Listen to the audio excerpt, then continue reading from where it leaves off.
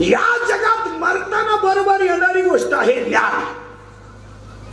पण पुढचं वाक्य असं आहे, जगातल्या एकाही माणसाला ज्ञान नाही असा अर्थ नाही.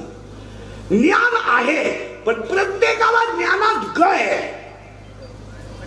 ज्ञान आहे पण वाजवतो खास फुगीरलंय, गातो खास आकडू नाही, कीर्तन बरं करतो पण कुठाने नाही. ज्ञान आहे पण त्याच्यात ग आहे. आता उलट फिरू आपण, ज्ञान जर टिकवायचं असेल तर ग घालवावं लागेल आणि ग जोपर्यंत जात नाही तोपर्यंत ज्ञान येत नाही. म्हणून एका आईनं मुलाचंच नाव ठेवलं ज्ञान देव. ज्ञानच देव, देवच ज्ञान. पुरावा 12वा अध्याय. अभ्यासाहुनी गहन ज्ञान आणि ज्ञानाहुनी ध्यान विशेषची.